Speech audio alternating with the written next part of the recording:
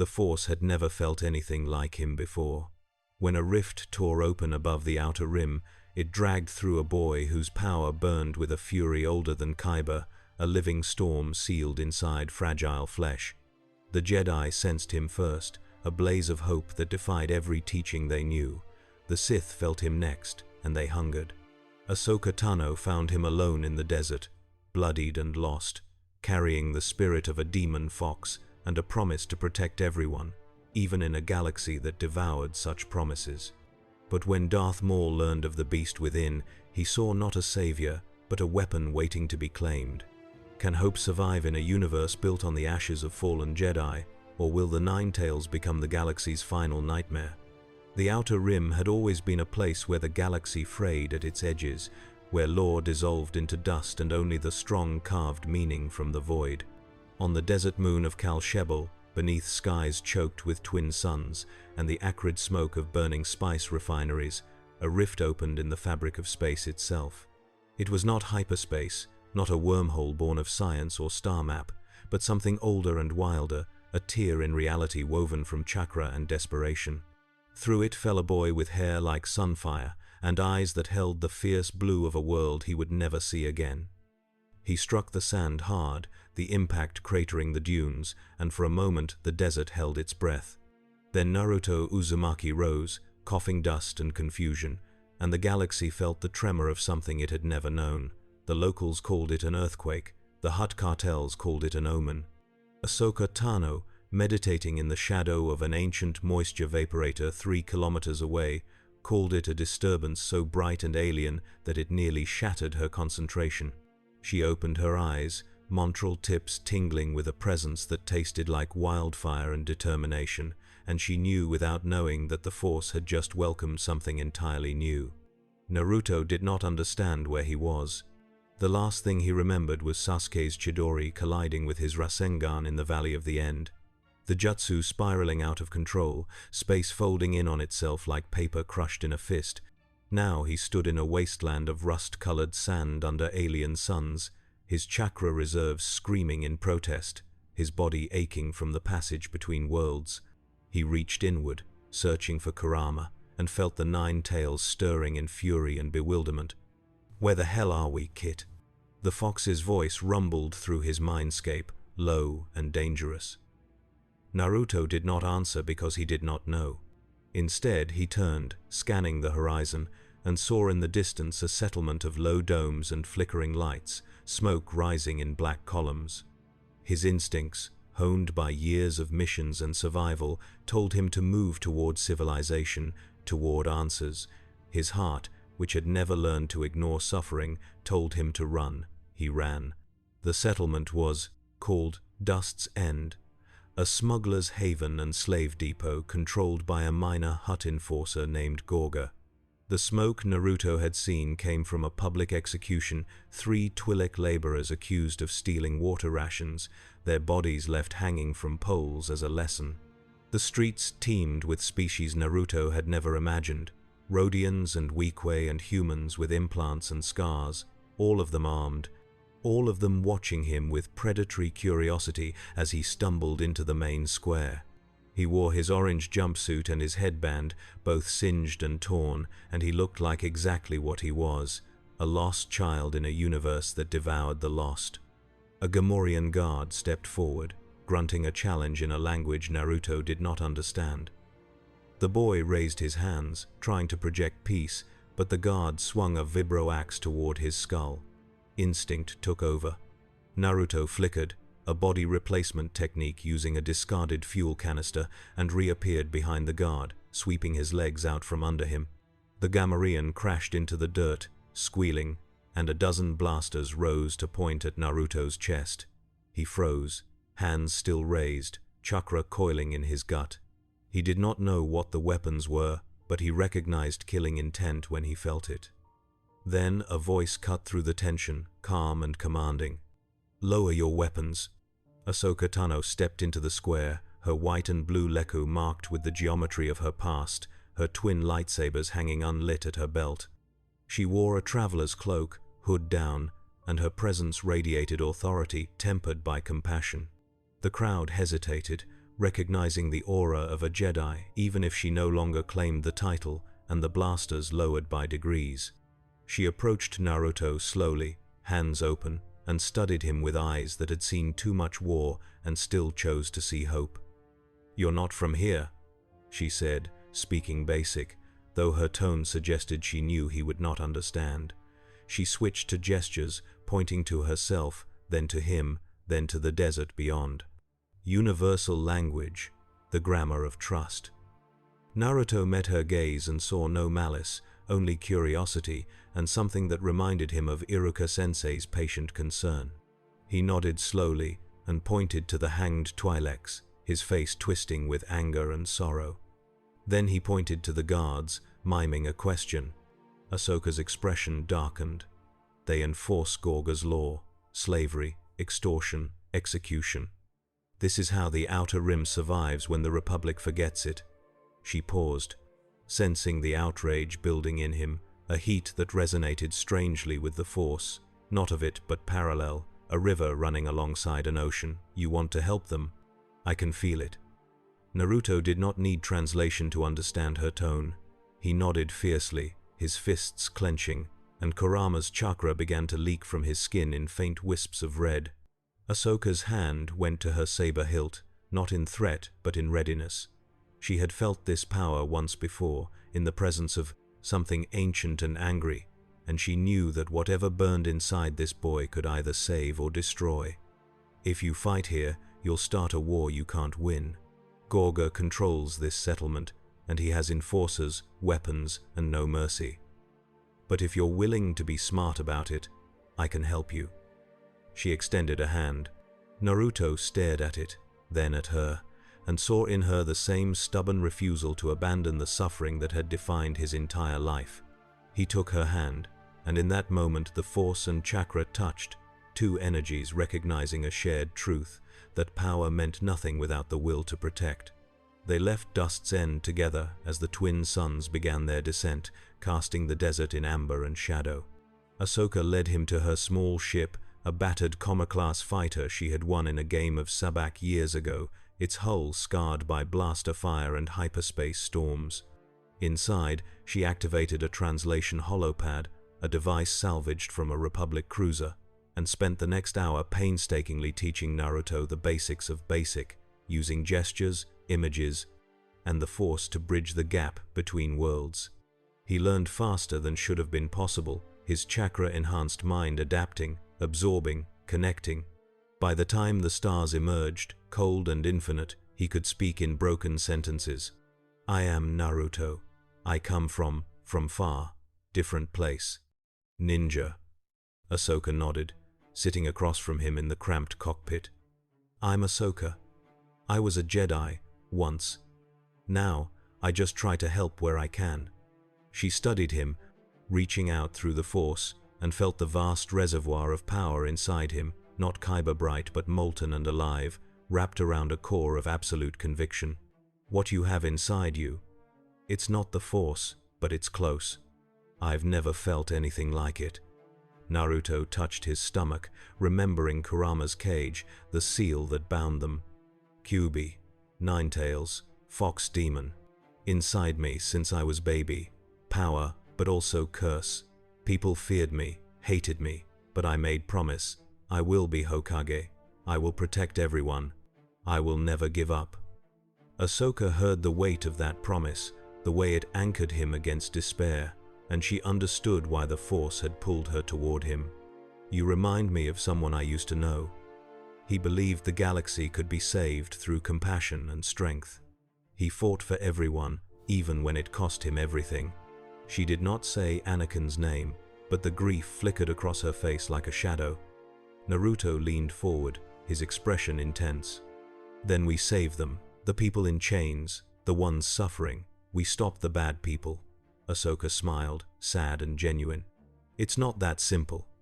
Gorga is one enforcer among thousands. The Hutts control entire sectors, backed by syndicates, mercenaries, and pirates. If we attack him directly, we'll be hunted across the rim." Naruto's gaze did not waver.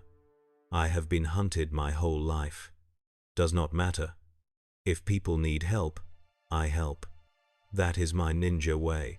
And Ahsoka, who had Dacians, walked away from the Jedi Order because it valued code over compassion, felt something rekindle in her chest, a spark she thought the Clone Wars had extinguished. She nodded. Then we'll need a plan, and allies. Their plan began with reconnaissance. Ahsoka used her contacts in the underworld to map Gorga's operation, a network of slave pens, spice dens, and weapons caches spread across Cal Shebel's southern continent.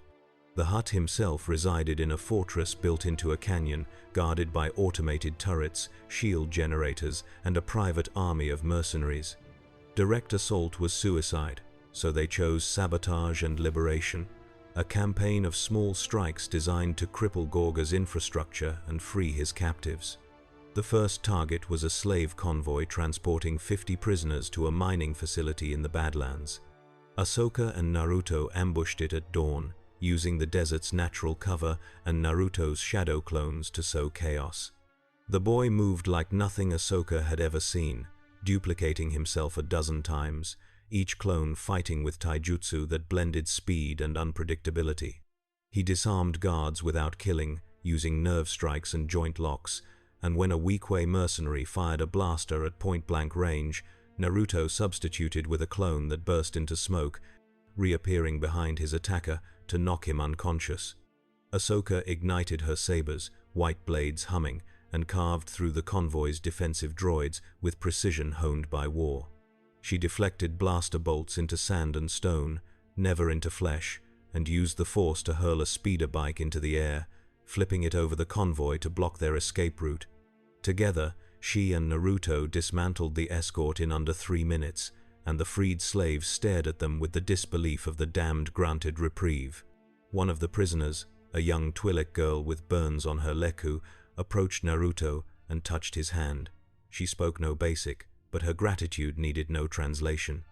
Naruto grinned, his smile bright and unguarded, and gave her a thumbs up. Ahsoka watched the exchange and felt the Force ripple with warmth, as if the galaxy itself approved.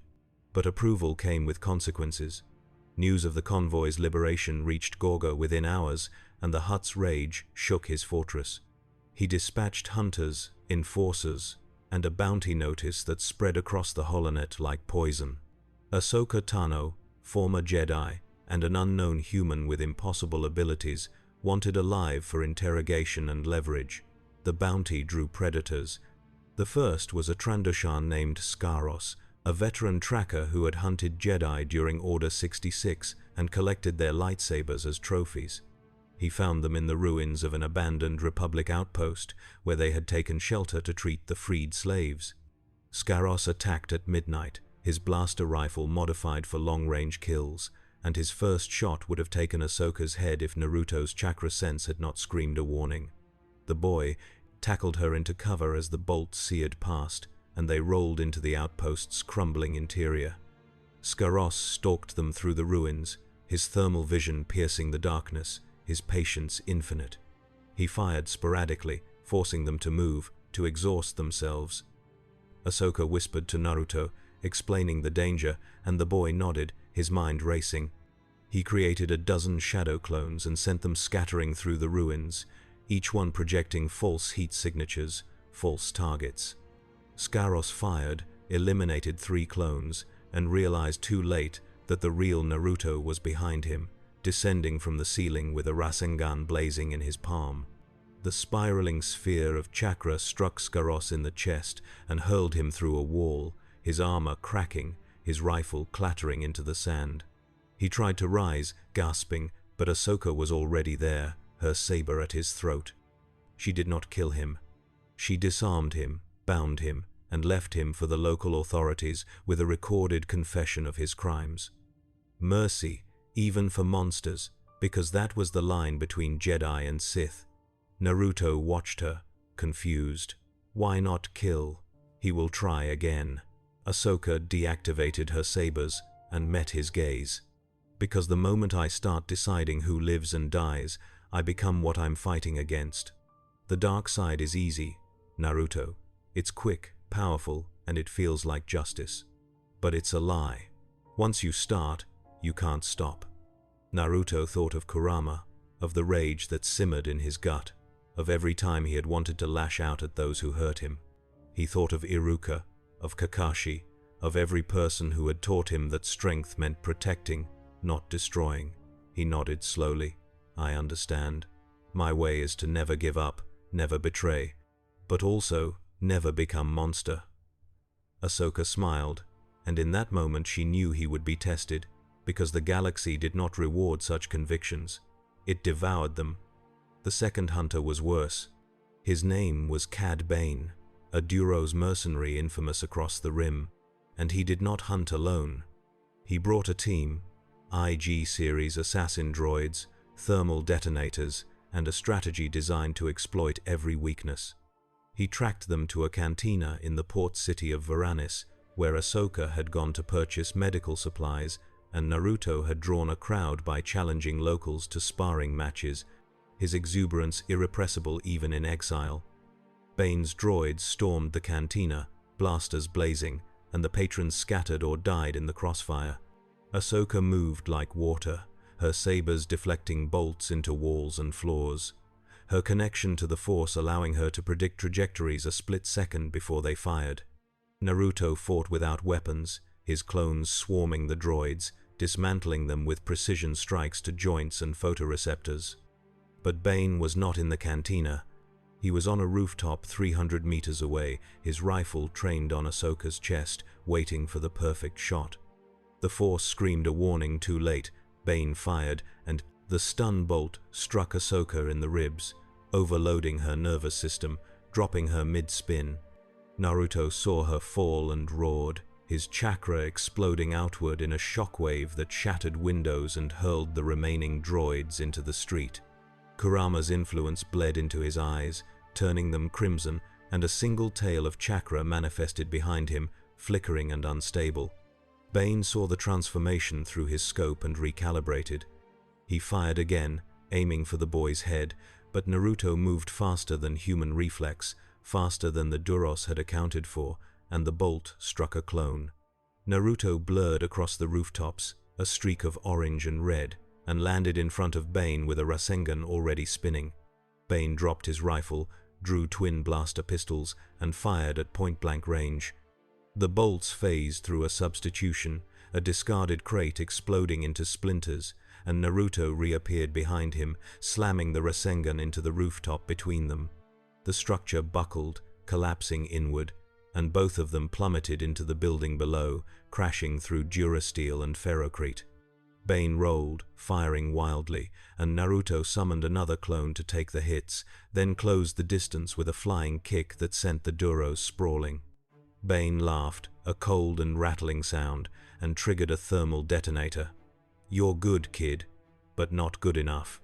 Naruto's eyes widened. He grabbed Bane, created a shadow clone to hold him, and hurled himself through a window as the detonator exploded. The blast vaporized the clone and Bane's equipment, but the Duros himself survived, his armor absorbing the worst of it. He staggered to his feet, wounded but functional, and limped into the smoke. Naruto did not pursue. He ran back to Ahsoka, finding her collapsed in the cantina's ruins, her breathing shallow. He knelt beside her, panic rising, and pressed his hands to her ribs, channeling chakra instinctively, the way Sakura had taught him to stabilize injuries. The energy flowed into her, knitting torn tissue, jump-starting her system, and her eyes fluttered open. She stared at him, disoriented. "What did you do?" "I do not know," Naruto admitted, his hands glowing faint green. "But you are alive. That is what matters." Ahsoka sat up slowly, testing her body, and felt the echo of his power lingering in her cells, foreign but not hostile. She realized then that chakra and the Force could touch, could heal, could bridge the gap between philosophies. She gripped his shoulder. "Thank you, but we need to leave. Bane will report to Gorga, and they'll send worse." They fled Varanus that night, stealing a speeder and disappearing into the Badlands.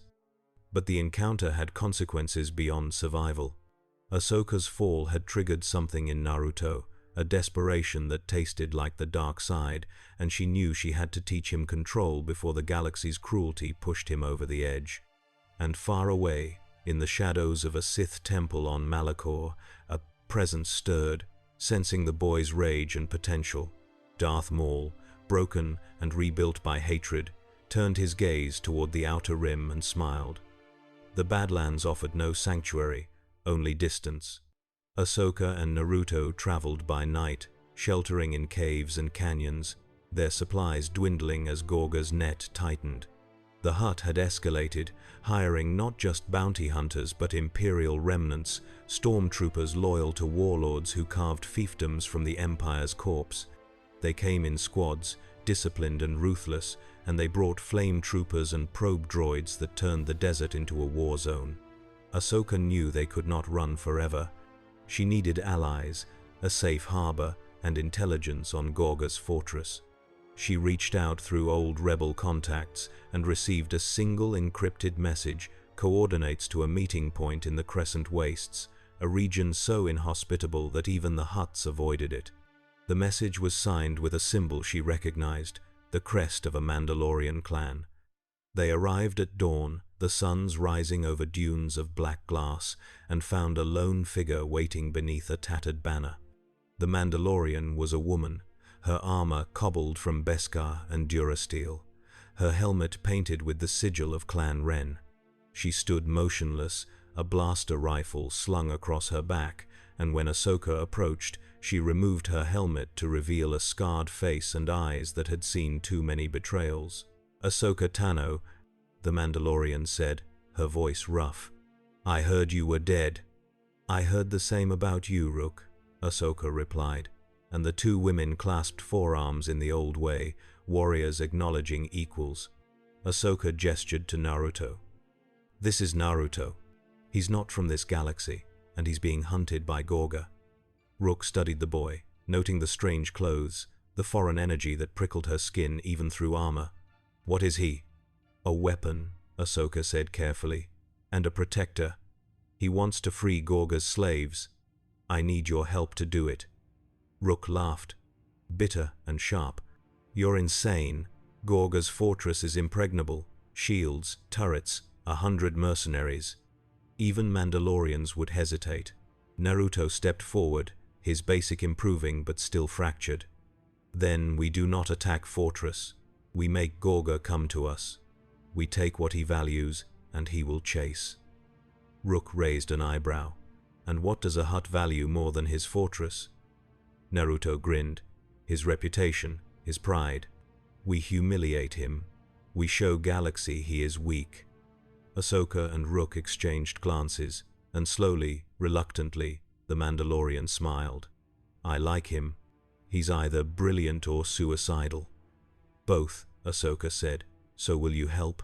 Rook replaced her helmet and checked her rifle. "I will. But if this goes wrong, I'm blaming you." Their plan was audacious and reckless, the kind of strategy that only worked in legends or disasters. They would strike Gorga's most profitable asset, his spice refinery on the edge of the wastes, and broadcast the attack across the holonet, turning the Hutt into a laughingstock. Gorga's pride would force him to respond personally, bringing his enforcers out of the fortress and into open ground, where ambush and chaos could level the odds. The refinery was a sprawling complex of smokestacks and storage tanks, guarded by automated defenses and a skeleton crew of Weequay laborers. Ahsoka, Naruto, and Rook approached at midnight, using the storm season's sand clouds as cover. Rook planted thermal charges on the refinery's main supports, while Ahsoka disabled the turrets with precise saber strikes, her blades cutting through control circuits like light through shadow. Naruto created 100 clones, each one tasked with evacuating the laborers, dragging them out of the blast radius before the charges detonated. They had 12 minutes.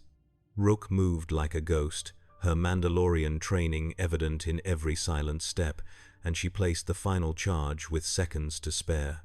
Ahsoka signaled, and they retreated to a ridge overlooking the refinery, Naruto's clones dispersing into smoke as the real boy joined them. Rook triggered the charges, and the refinery erupted into a pillar of fire that turned night into day. The explosion echoed across the wastes, a declaration that Gorga's dominion was not absolute. Rook activated her holorecorder and transmitted the footage across every pirate channel and cantina feed in the sector. Within hours, the image of the burning refinery was accompanied by a simple message spoken in Ahsoka's voice. "Gorga the Hutt profits from suffering. We will not allow it. This is not the end. This is the beginning." The galaxy watched, and Gorga's rage became a physical thing, so immense that even his sycophants fled his presence. He gathered his enforcers, his mercenaries, his remaining hunters, and marched them into the wastes, determined to make an example of the insurgents who dared defy him. He brought walkers, speeder bikes, and a portable shield generator, a military column designed to crush resistance and salt the earth. Ahsoka's trap was already set.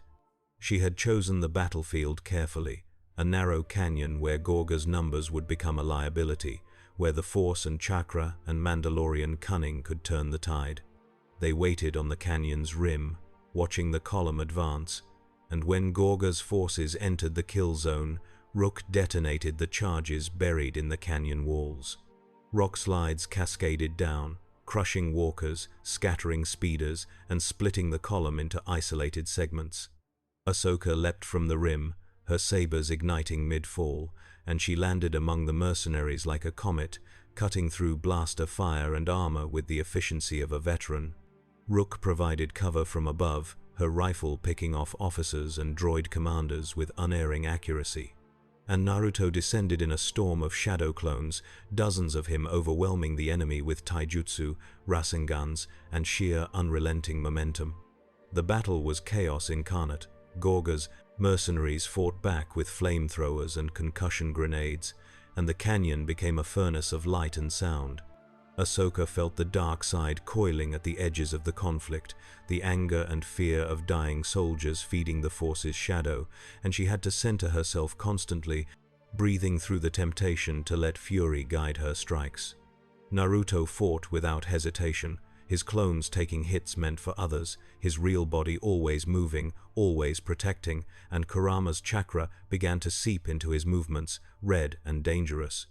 One of Gorga's lieutenants, a Barabel enforcer named Skag, targeted Naruto specifically, recognizing the boy as the linchpin of the ambush. He charged with a vibroblade, his reptilian strength allowing him to shatter clones with single strikes, and he cornered the real Naruto against the canyon wall. The blade descended, aimed at the boy's throat, and Naruto caught it with his bare hands, chakra flaring around his fingers to reinforce flesh and bone. Skag hissed in surprise, and Naruto headbutted him, shattering the Barabel's snout, then followed with a Rasengan to the chest. The enforcer flew backward, crashing into a pile of rubble, and did not rise. Naruto stood panting, his hands bleeding, and Kurama's voice echoed in his mind. "You could have killed him faster, Kit.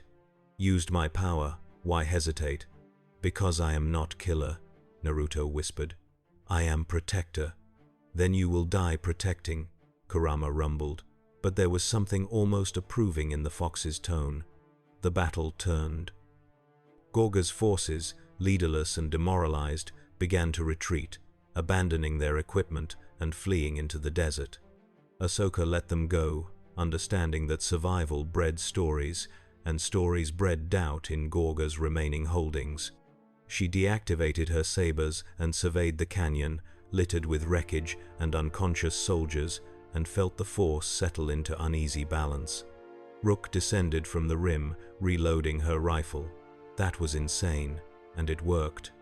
Ahsoka nodded, exhausted. "Gorga will retaliate, but we've proven he's vulnerable. His allies will reconsider their loyalty." Naruto collapsed against the canyon wall, his chakra reserves depleted, and for the first time since arriving in this galaxy, he allowed himself to feel the weight of displacement, of fighting without his friends, without Kakashi or Sakura or Sasuke. Ahsoka sat beside him, offering water from a canteen, and they rested in silence as the twin suns rose and painted the canyon in gold.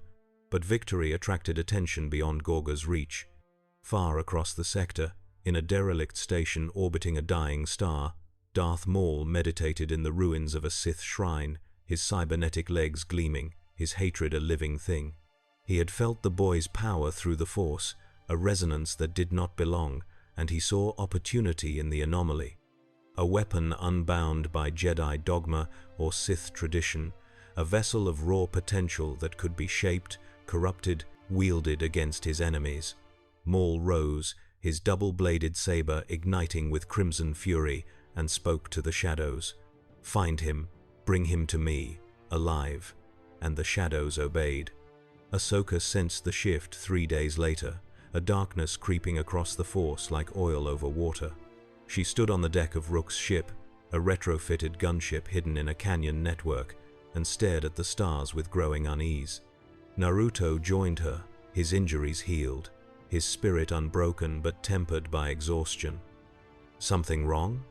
he asked, his basic nearly fluent now, accelerated by constant immersion. "Something's coming," Ahsoka said quietly. "Something worse than bounty hunters or mercenaries. I can feel it in the Force, a presence I hoped I'd never encounter again." Naruto frowned. "Who?"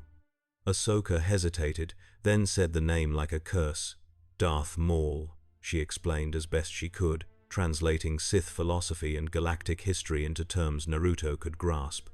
Maul was a survivor, a warrior consumed by revenge, a being who had clawed back from death through sheer hatred. He had once been a Sith Lord, apprentice to the galaxy's architect of suffering, and though he no longer served a master, his capacity for destruction remained undiminished. If he had sensed Naruto, if he sought to claim the boy's power, then the conflict would escalate beyond liberation and into apocalypse. Naruto listened, his expression hardening. "Then we fight him. We stop him." "It's not that simple," Ahsoka said.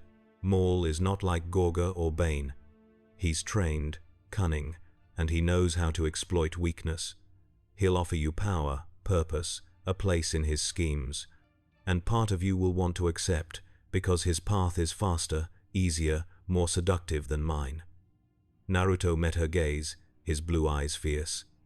"I have already faced demons, inside and outside.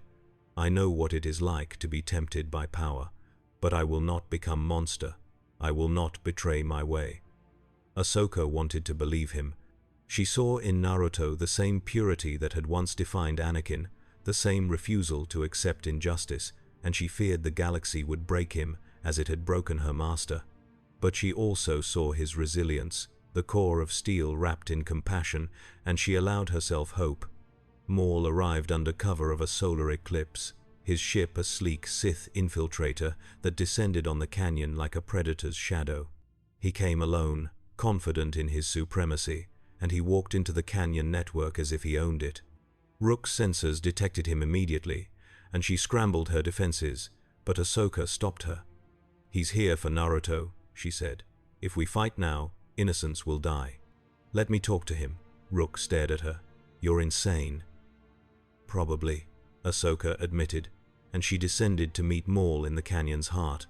The Zabrak stood beneath an arch of red stone, his yellow eyes glowing in the dim light, his presence a wound in the Force. He smiled when he saw Ahsoka, a predator's grin, and inclined his head in mock respect. "Ahsoka Tano," he said, his voice a rasp of gravel and venom. "Lady Tano, the Jedi who walked away. How poetic that we meet again." "I'm no Jedi, Maul," Ahsoka replied, her hands near her sabers but not touching them. "And you have no business here," Maul laughed, a sound devoid of warmth. "Oh, but I do. There is a boy, an anomaly, a concentration of power so vast and strange that it sings through the Force like a dying star. I have come to claim him, to teach him what you cannot, to give him the strength to reshape this stagnant galaxy."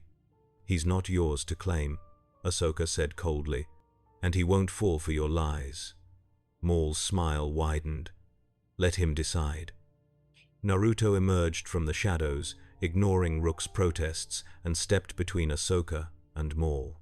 He studied the Zabrak, noting the cybernetic legs, the twin horns, the aura of barely restrained violence, and he felt Kurama stirring uneasily. "You are the Sith," Naruto said, not a question but a statement. Maul inclined his head. I am Darth Maul, and I have seen your potential. You do not belong in this galaxy, boy, but you could rule it. The power within you, the beast you carry, it is wasted on mercy and restraint. I can teach you to wield it without hesitation, to make the galaxy kneel. Naruto's fists clenched. I do not want to rule. I want to protect. Then, you are a fool, Maul said, his tone sharpening. Protection is an illusion.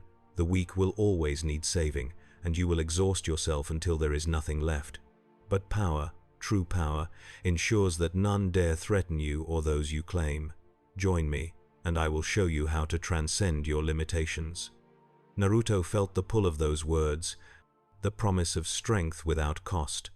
And for a moment, he imagined a world where no one could hurt his friends, where he was strong enough to stop every tragedy.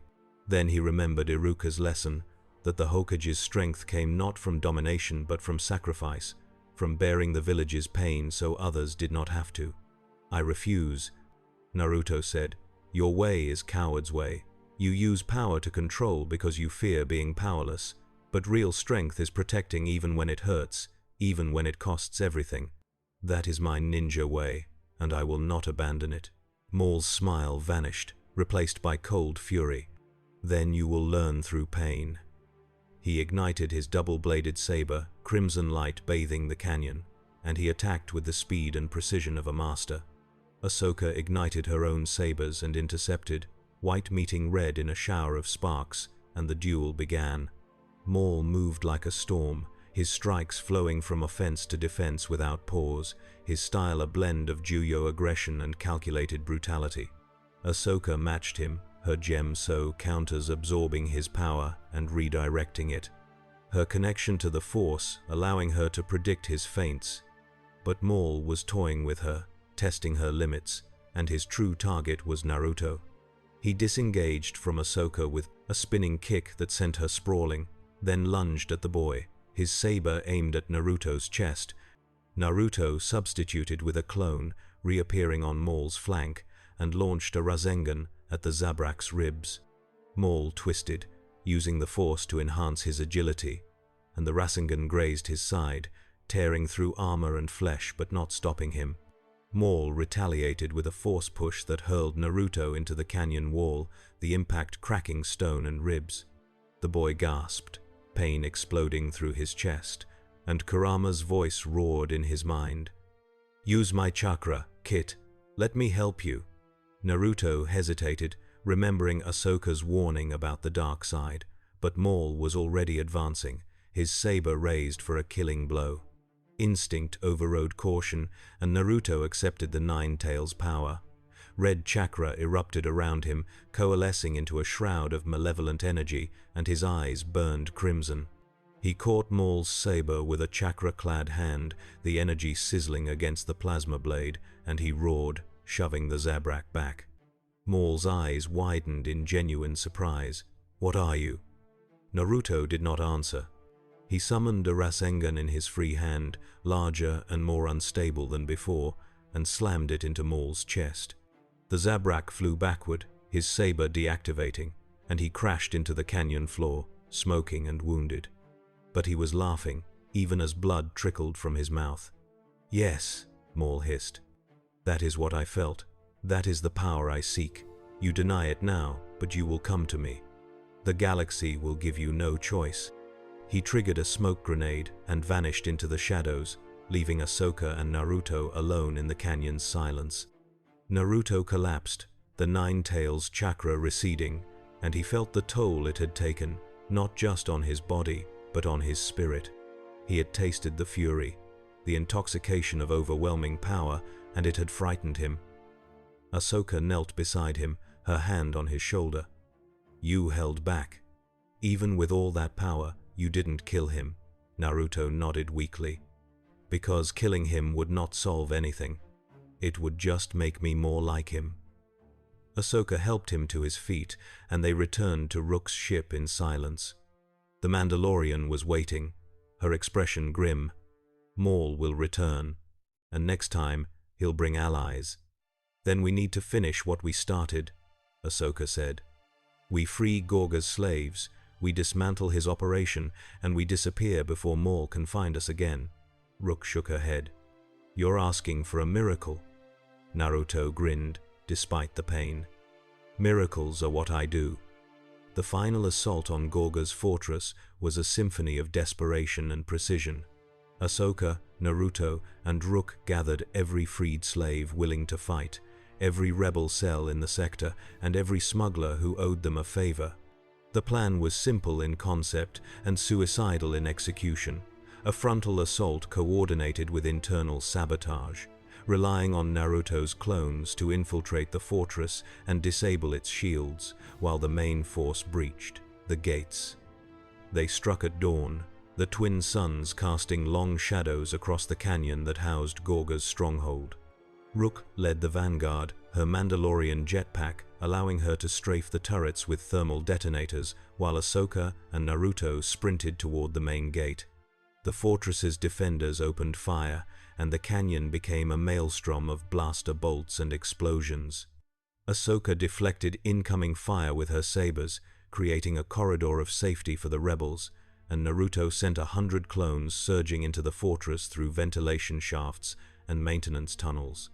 Inside, Gorga watched from his throne room, his massive bulk quivering with rage.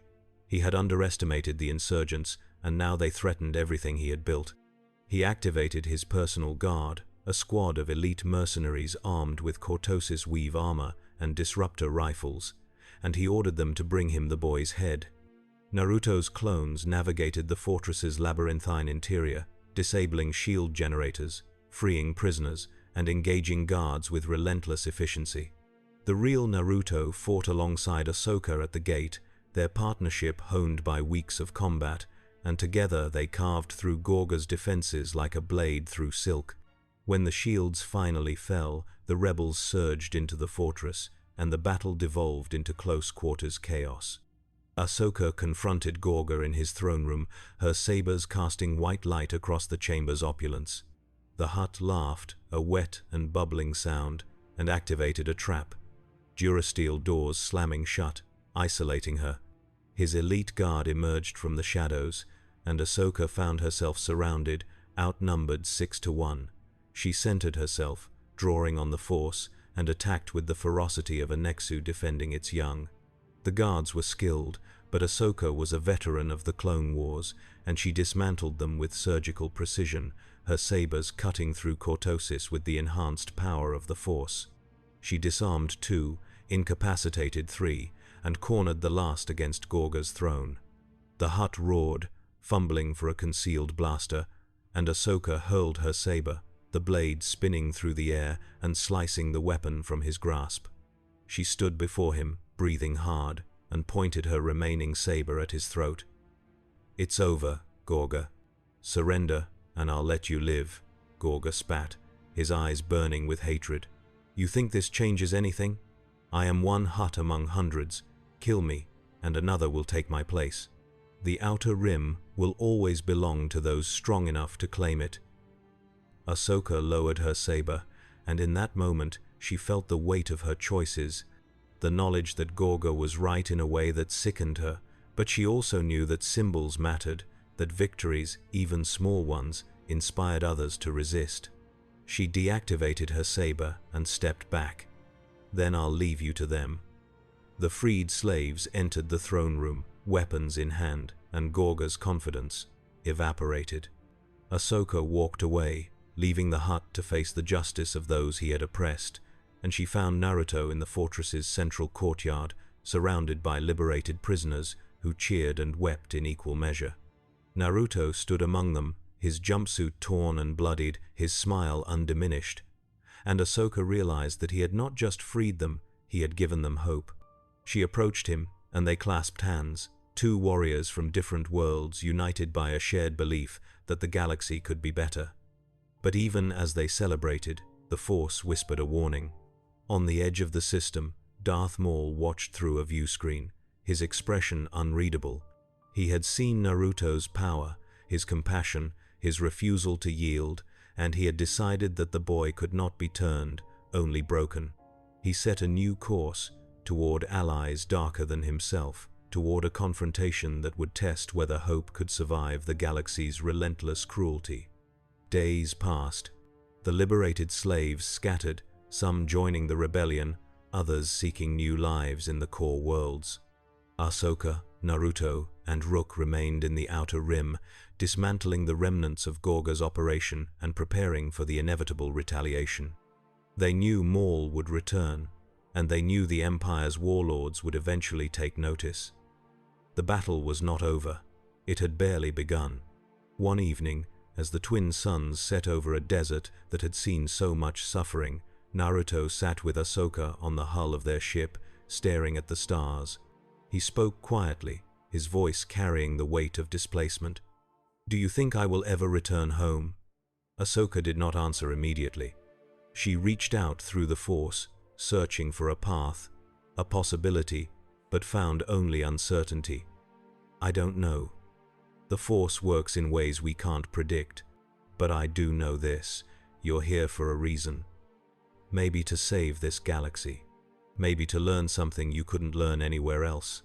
Naruto nodded slowly, accepting the ambiguity, and he thought of his friends, of Konoha, of the dream he had carried since childhood. He thought of Ahsoka, who had walked away from everything to follow her conscience, and of the people he had freed, who now had a chance to choose their own destinies.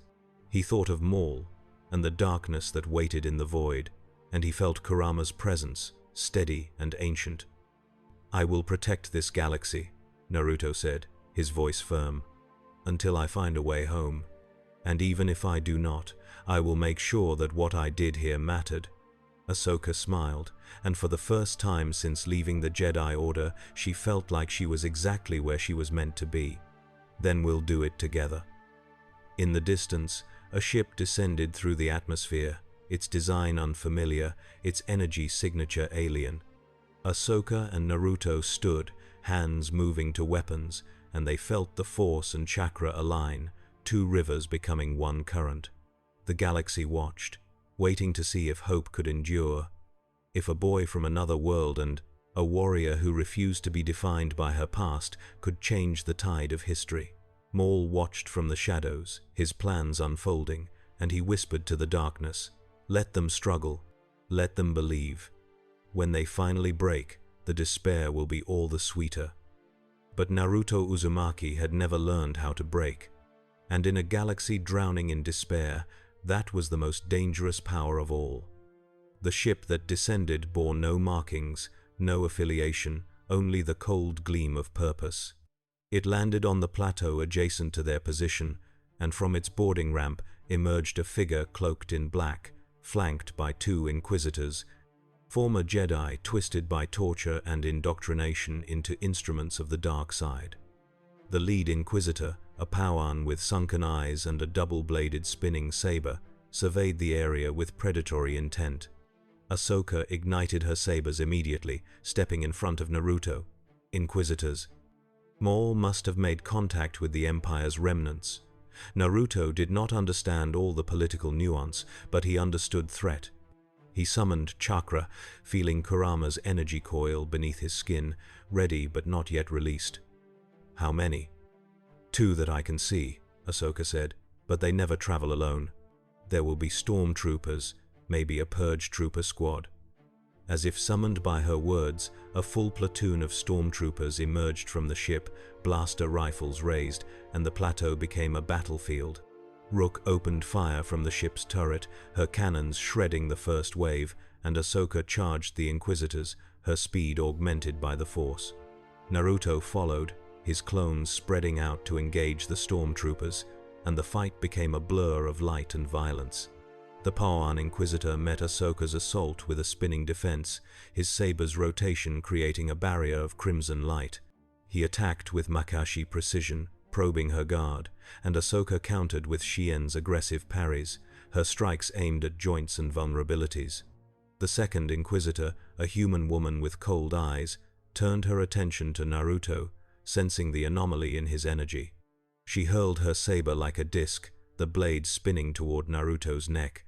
He ducked, the saber passing inches above his head, and he closed the distance with a burst of speed that shocked her. His Rasengan collided with her lightsaber, as she recalled it, and the two energies clashed in a cascade of sparks and distortion.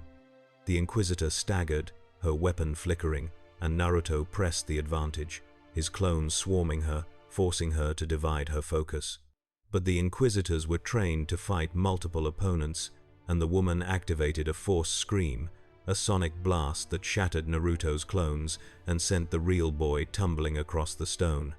She advanced, her saber raised, and Naruto rolled to his feet, blood trickling from his ears, his vision swimming. Kurama's voice roared in his mind. "Enough hesitation, Kit. She will kill you." Naruto gritted his teeth, and Foster accepted another surge of the Nine Tails chakra. The red shroud enveloped him, more controlled this time, and he moved within human speed, deflecting the Inquisitor's strikes with chakra-clad fists. He caught her saber mid-swing, the plasma burning against his energy, and he headbutted her with enough force to crack her helmet. She stumbled, dazed, and Naruto disarmed her with a spinning kick, sending her weapon clattering away. He stood over her, breathing hard, and for a moment he saw fear in her eyes, the realization that she had underestimated him. He could have killed her. Kurama urged him to, but instead, he knocked her unconscious with a precise strike to the temple and turned to help Ahsoka. The Pau'an Inquisitor was more skilled than his partner, and he had driven Ahsoka to the plateau's edge, his relentless spinning attacks forcing her to retreat. She felt the dark side pressing against her, the Inquisitor's hatred palpable, and she knew she was outmatched in raw power. But she had something he lacked: patience. She feinted left, drew his guard, and then struck right, her saber slicing through his spinning mechanism. The weapon exploded in his hands, and he fell back, wounded and disarmed. Ahsoka leveled her saber at his throat. "Surrender." The Pau'an laughed, a hollow sound. "Maul promised us you would fall." He was wrong. But he will come for the boy, and when he does, nothing will save you. Ahsoka hesitated, and in that hesitation, the Inquisitor triggered a thermal implant, a suicide device designed to prevent capture. The explosion vaporized him and scorched the stone, and Ahsoka staggered back, shaken by the fanaticism. Naruto joined her, and together they surveyed the aftermath. The stormtroopers had been routed, the Inquisitors defeated, but the cost was evident in the crater where the Pau'an had stood, in the scorch marks across the plateau, in the exhaustion etched on Ahsoka's face. "They will keep coming," Ahsoka said quietly. "Maul, the Empire, every warlord who hears about you. You're a symbol now, Naruto. A threat to everyone who profits from suffering." Naruto looked at the stars, at the infinite expanse of this strange galaxy, and he felt the weight of his exile. He thought of Sasuke, who had been consumed by revenge, and of Gaara, who had found redemption through connection. He thought of Jiraiya, who had traveled the world seeking peace and died believing in the next generation. "Then I will keep fighting," Naruto said, "until they stop coming, until people are free. That is my promise." Ahsoka placed a hand on his shoulder, and in that moment, the Force resonated with something ancient and pure, a harmonic between chakra and cosmic energy, and she knew that Naruto Uzumaki would either save this galaxy or die trying. And perhaps, in the end, there was no difference. Far away, on a nameless moon, orbiting a forgotten world, Darth Maul stood before a hologram of a cowled figure, a shadow within shadows. The figure's voice was a whisper, cold and vast. "The boy is stronger than anticipated. Do you still believe he can be turned?" Maul inclined his head. "Not turned, broken, and rebuilt. The Nine Tails within him is a weapon of apocalyptic potential. If we can sever his connection to compassion, to hope, he will become the perfect instrument of chaos." "Then proceed," the figure said. "But know this, if you fail, you will answer to forces older than the Sith." The hologram flickered and died, and Maul smiled, his yellow eyes burning with anticipation. He activated his ship's engines and set a course for the outer rim, toward the boy who refused to yield. toward the confrontation that would decide whether the galaxy drowned in darkness or found a spark of light in the void. And across the stars, Naruto Uzumaki stood beside Ahsoka Tano, their silhouettes framed against the twin suns, two warriors from different worlds bound by a single truth. That hope, no matter how battered, was the only weapon that could not be destroyed. The battle was not over. The war had just begun. And in the infinite expanse of a galaxy far, far away, a legend was being written in fire and defiance, a story of a boy who carried a demon, befriended a Jedi, and dared to believe that even the darkest night could be pierced by the dawn.